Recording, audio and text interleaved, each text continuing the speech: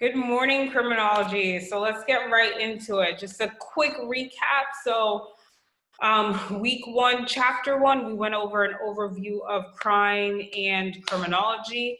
In that week, some of the things that you should have gathered from it was to identify the difficulties attached to defining crime and what a crime is, whether or not one is classified as a crime or not.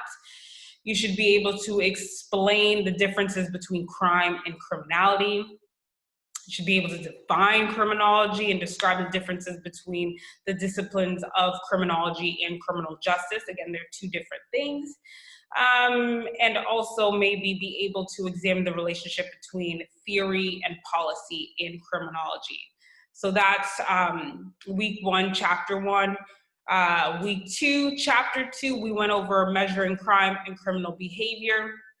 Some of the things that you should have pulled out of that week should be to, again, list all of the main primary sources that criminologists use in terms of crime data. So the UCR, the Uniform Crime Reports, the NCVS, the National Crime Victimization Survey. Know the differences between the two, so also know areas of agreement between the two, discuss the strengths and weaknesses of all the sources of data, define the dark figure of crime, and maybe also to be able to identify the types of crime unlikely to be reported. Okay, now we're moving on to week 3, so chapter 3. This week we are moving into victimology, exploring the experience of victimization. Okay, so let's get right into it. I'm not going to go over the learning objectives, but as usual, at the end of all of the tasks that you have to complete for this week, just make sure you go back after reading, after watching the lecture, after doing your discussion board, maybe after doing your quiz, and really ask yourself, can I explain what victimology is?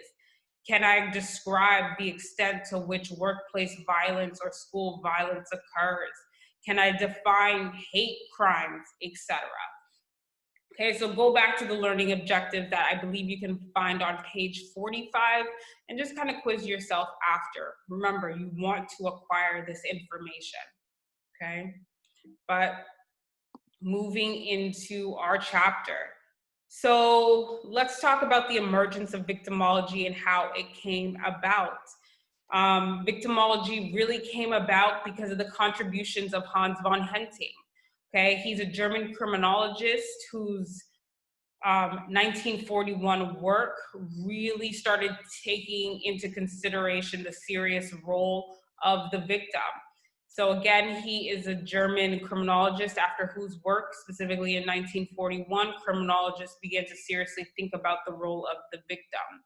Whereas really the focus of criminology at the time was on the role of the perpetrators, the ones who inflicted or conducted the crime. Victimology is a subfield of criminology that specializes in studying the victims of crime. It also involves the study of a series of events that typically lead to the victimization acts of various kinds in an attempt to, 1, arrive at a general theory or theories of victimization, and 2, to try to arrive at the insights relevant to how victimization can be avoided. Victimology also examines the way victims are treated in the criminal justice system in its attempts to compensate crime victims and attend to their practical and emotional needs. Now, who gets victimized? Okay, and I also want you to think about how and why. But our book focuses on who gets victimized, and it's going to depend on systematic, environmental, demographic, and personal characteristics. Anyone can get victimized, but context will always matter. The environment will always matter. Personal characteristics will always matter, and all of these are taken into consideration when we talk about context. I will always say context matters, okay? In the next 2 to 3 sections, we are bombarded with just data, okay? And again, data and stats specifically. And I want you guys to really pause when you see some of these stats listed out. Okay, so right when we get onto page 46, it's just data, okay? But some of the statistics, sorry, that I'm going to spit out here, I do want, right after I read them out to you guys, I do want you to pause the video and just think about it, okay? But right now we're talking about who gets victimized. So after I read 1 or 2 of these, I want you guys to think about it. I just said it depends on systematic, environmental, demographic, and personal characteristics. Okay, so here is one that really jumped out to me. The individual most likely to be victimized is a young, Black, unmarried male living in poverty in an urban environment. This is taken from the NCVS, the National Crime Victimization Survey, in 2017. Okay. The individual most likely to be victimized is a young, Black, unmarried male living in poverty in an urban environment. Okay. However, this does drop, okay, precipitously from 25 years of age onwards due to a number of other factors, okay? Some of those being an increase of household income, and being married is a protective factor against victimization as it is against crime. So being married can also lessen the chances of one being victimized. Okay, an increase of household income can also lessen the chances of one being victimized. Okay, and context, so the environment, demographic, and personal characteristics, okay, will influence that. Remember in chapter 2 or 3, why geography can influence certain things.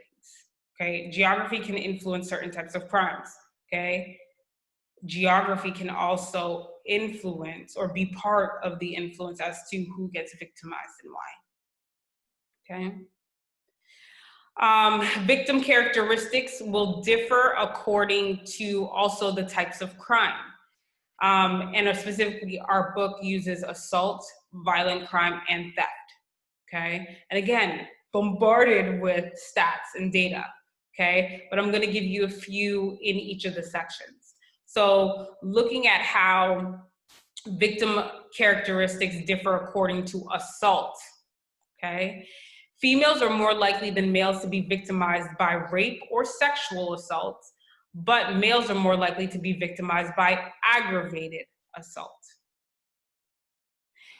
Blacks are more likely than other races, such as Asian, Alaskan Native, or American Indian, to be victims of aggravated assault, while whites are more likely than Blacks to be victims of simple assault.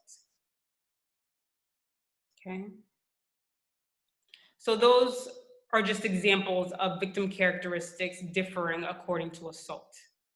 Now, victim characteristics differing according to violent crime.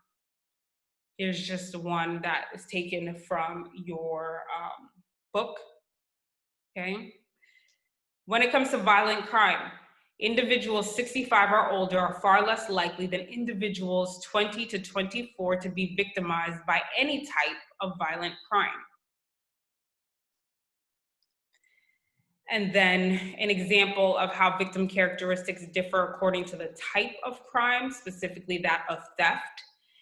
Individuals 65 or older are more likely than individuals 20 to 24 to be victimized by theft, but slightly more likely to be victimized by a personal theft. Our authors, Walsh and Jorgensen, then go into victimization in the workplace and as well as victimization in schools. Starting off with victimization in the workplace, okay? The United States Department of Justice report, specifically that report in 2011, reported a decline by 62% between the years of 1993 and 2009. During those years, males were 62.9% of the victims, 77.9% of all victims were white, and the age category most likely to be victimized is between the ages of 35 and 49. The three occupations most at risk were security guards, police officers, and correctional officers. Homicides were 21% of all occupational fatalities for women. Relatives or domestic partners committed 39% of female occupational homicides. Homicide was only 9% of male workplace homicide, which were more likely to be perpetrated by robbers. And then our authors also tell us the most dangerous and the safest jobs. The safest job, obviously, is a college or university professor, my job.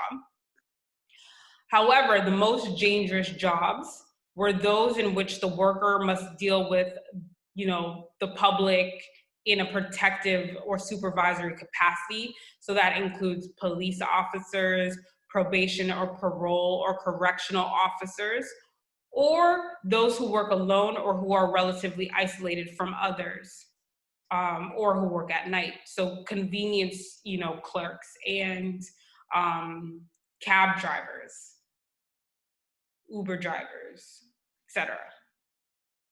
Okay. Now, because of workplace victimization, this is one area that has implemented, victimization protections, suggestions, etc. Programs have been instituted by many businesses and law enforcement agencies to stress that workplace violence does not occur at random. So when workplace violence does occur, typically it's not at random at all. Usually there is some type of grievance or motive behind an incident, specifically that of violence that occurs in the workplace. Employers and employees should develop an awareness of indicators of possible threats and the implementation of action plans to de-escalate potentially violent situations. The FBI, on the other hand, does recommend the development of shooter scenarios to inoculate employees against the stress of such threats and to produce a more fluid and rapid response in the event of a real incident.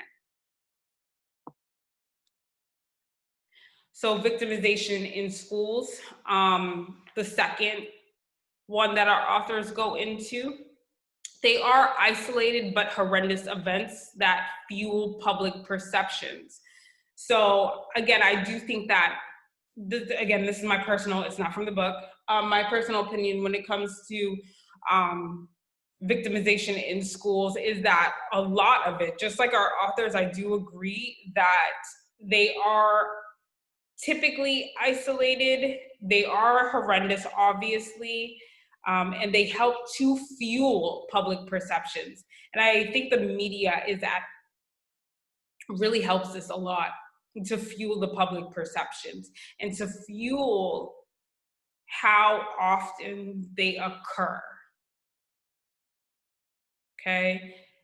I think it's important at this moment, just like it was hard to define, that criminologists find it hard to define what crime is, I think it's important that we mention that when it comes to school shooting, and that term school shooting, how do you define that? Because I guarantee you, I can ask random people out on the street right now, if I just take a random sample or a convenience sample right now on the street right now, we're going to have different definitions of a school shooting, okay? And the reason why I'm saying this is because, do you define a school shooting as, a shooting that takes place on school property? Does your definition also occur or include those that take place around school property? Okay, because oftentimes we will hear both together in the news. Okay, one of the ones that comes to mind right now, it's not in our book, but the Santa Barbara, the shooter, right? That didn't happen at, UC Santa Barbara, right? But it did involve students who went to the school, but they still classified it as a school or college shooting. Okay, again, this is a shooter whose dad was a famous director, I believe was a director on the Hunger Games, and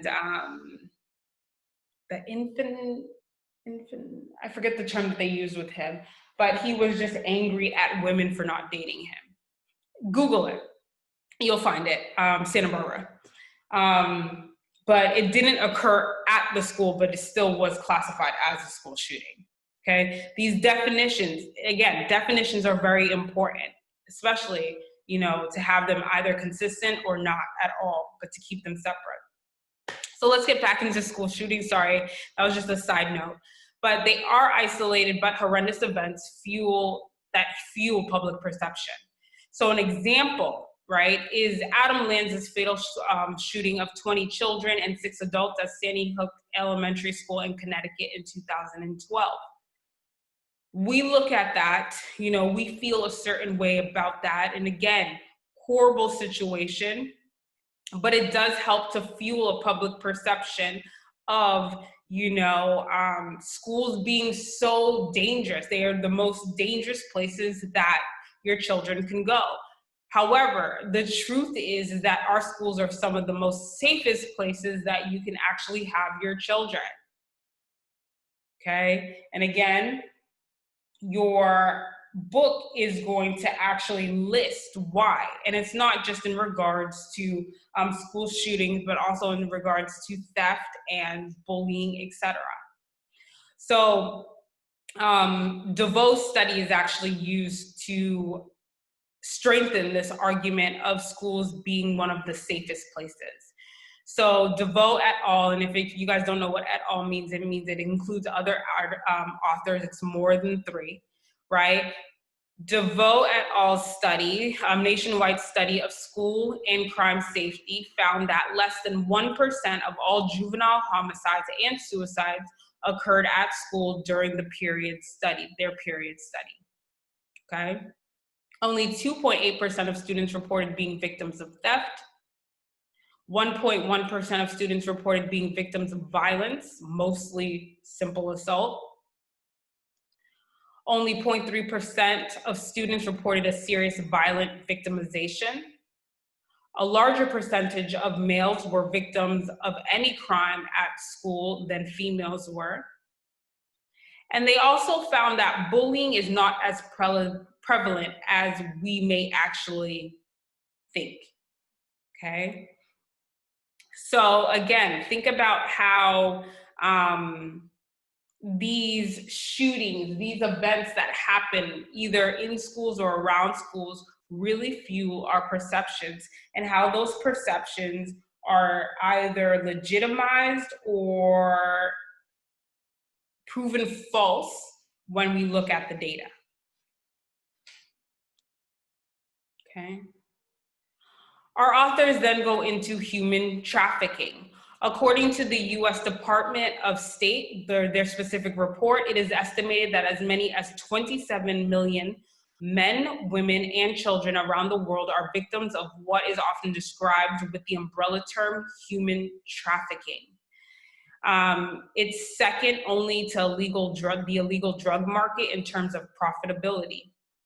Okay, so it's a highly profitable enterprise. This enterprise nets the traffickers between 5 and 9 billion a year, according to the UN report, so the United Nations report. Since that time, however, the number of victims has risen while the costs have declined for the trafficker. Some researchers suggest today human trafficking is worse than the old open legal slavery. So during the old open legal slavery, slaves were given some degree of autonomy being, the right to certain types of choices as to what our bodies do, what they don't do, some of the choices that we make, some of the ones that we can't, that we choose, etc. Modern slavery is illegal and thus must be hidden. So with modern slavery, the difference between the old and the new slavery slash sex trafficking is that today, these individuals who are trafficked have no autonomy over their body. They have no choice as to when they sleep, when they eat, when they conduct business, except none of it, whether or not they want to conduct business, none of it, okay?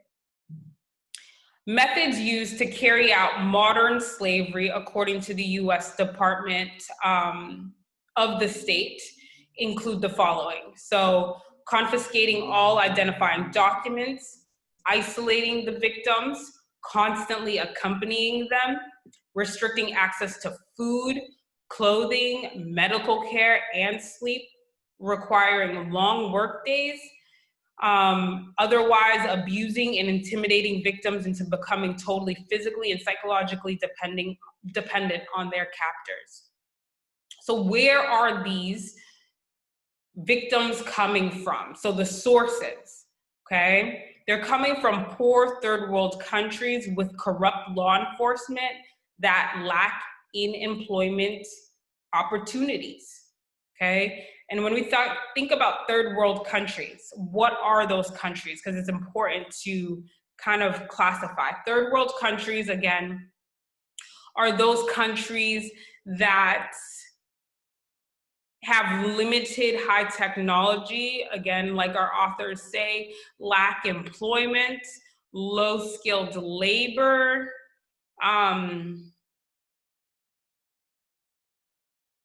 etc.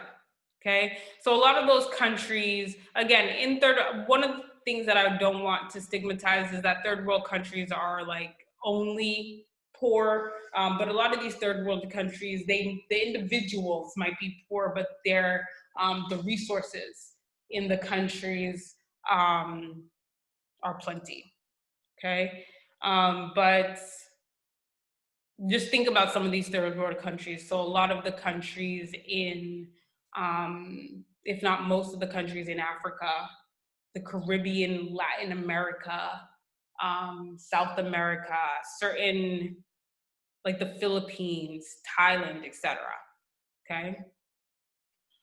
So that was, I just went over the sources and also the destinations, right? Where are they going to? They're usually, but not always, going to rich countries. You might even be trafficked, or they might even be trafficked in their own countries, okay? How trafficked humans are used. Women and children are typically used as prostitutes, and most males are used as some form of forced labor. That's not to say that men can't be used as prostitute and women and children can't be used as forced labor. So it can go either way, but this is how they're typically used. Sexual assault of children. We're still continuing on with who gets victimized, okay? When it comes to the sexual assault of children, okay? So this section is actually broken up into two, girls and boys. One thing I will say though is that it's problematic, to accurately gauge the prevalence of child molesting. The rates depend on how broad or how narrow molesting is defined. Again, definitions are very important, and our definitions can differ not just from state to state, not just from nation to nation, but country to country. Okay, but let's look at girls first, and then we'll look at boys. When it comes to sexual assault of girls, 20% of girls experience sexual abuse sometime during their early childhood.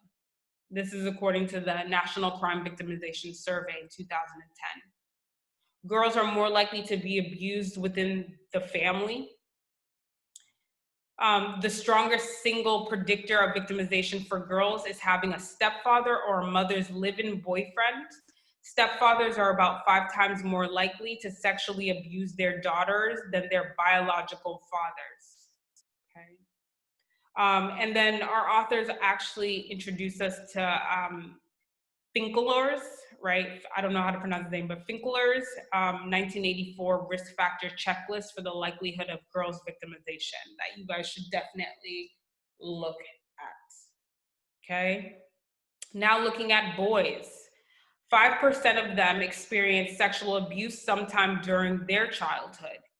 They're more likely to be victimized by acquaintances outside of the family and by strangers.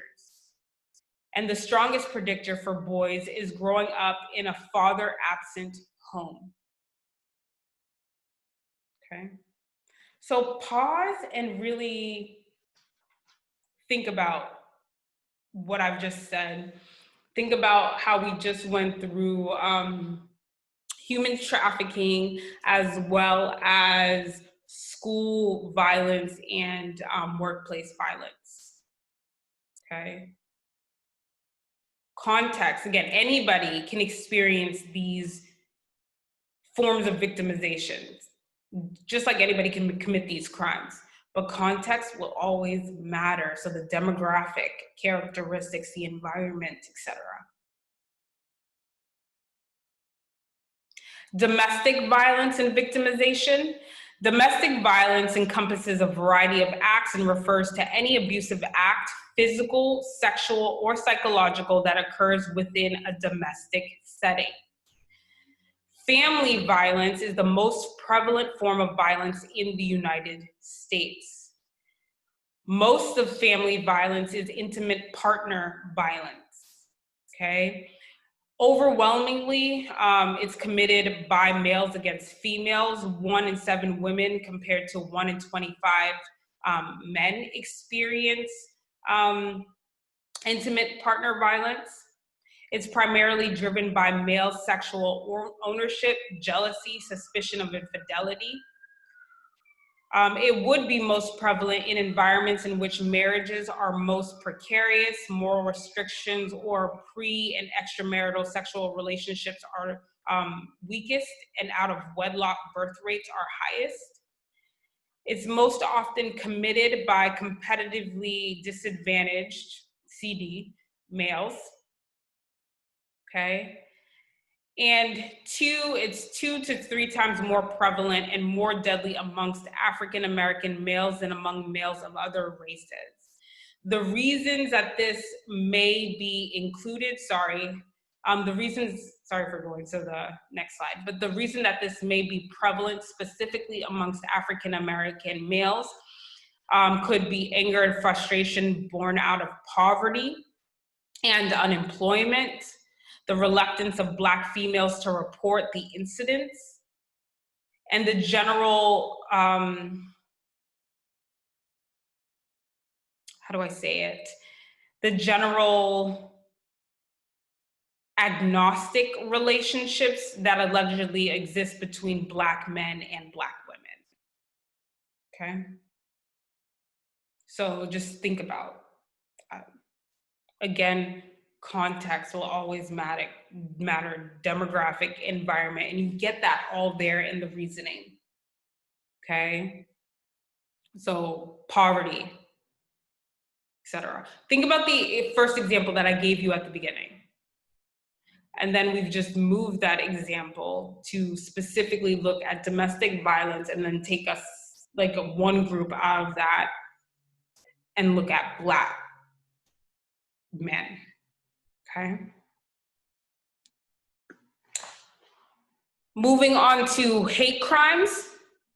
Okay, hate crimes are defined as a criminal offense against a person or property motivated in whole or in part by an offender's bias against a race, religion, disability, sexual orientation, ethnicity, gender, or gender identity. For a crime to be classified as a hate crime, the offender must have used hate language during its commission or left hate symbols afterward, and police investigators have confirmed that the incident was motivated by hate. NCVS, the National Crime Victimization Survey, is a better source for hate crime statistics than police records.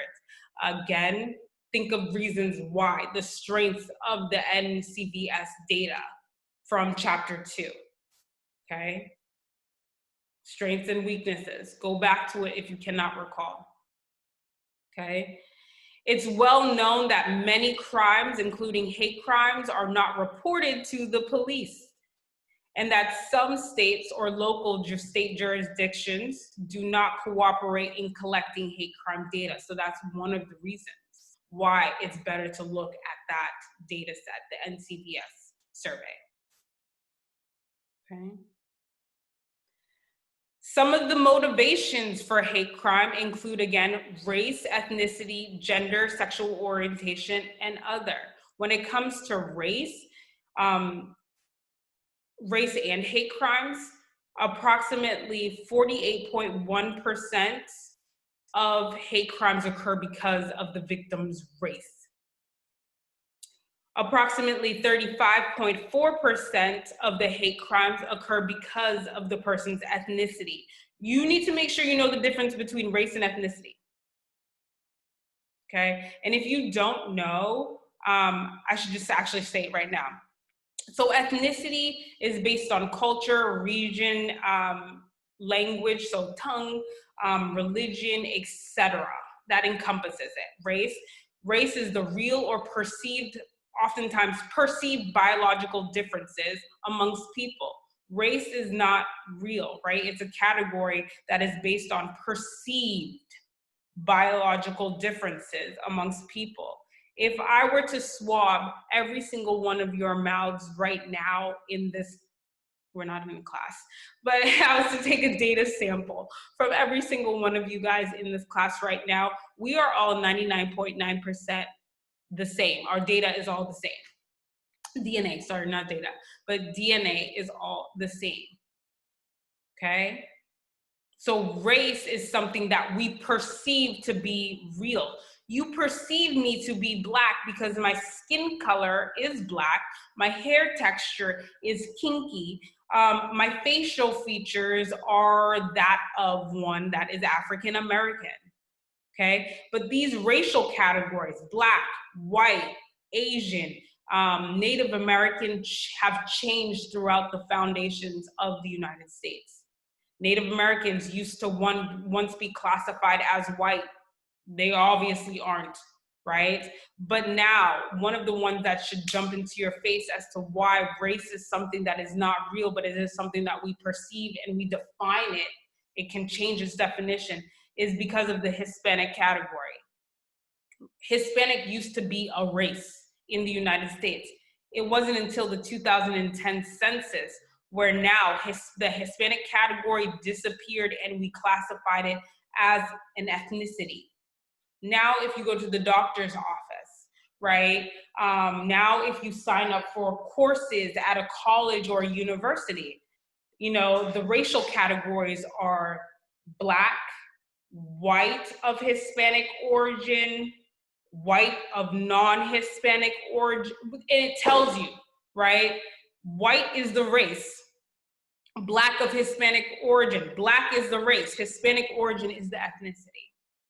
So, using myself as an example, I am Black, right? The world perceives me to be Black because of my skin and my hair texture. But my ethnicity is Haitian, okay? Haitian American, I was born in the US, okay?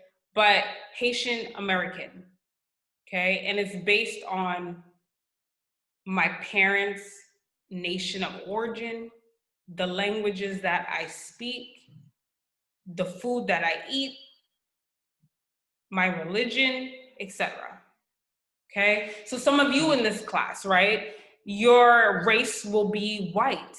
Your ethnicity will be, you know, your parents' nation of origin, where you're from. You could be Italian, that's your ethnicity. You could be Irish, that's your ethnicity. Some of you guys in this class, right?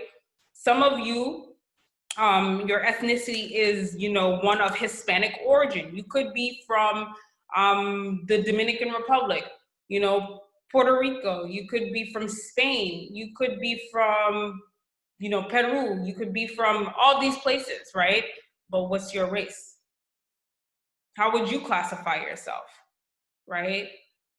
And it's complicated when it comes to Hispanic origin, right? But again, systems take time to change. So I need to ask you guys this on a flip grid. I haven't been pulled over in a long time, but when you pull over somebody who's Hispanic,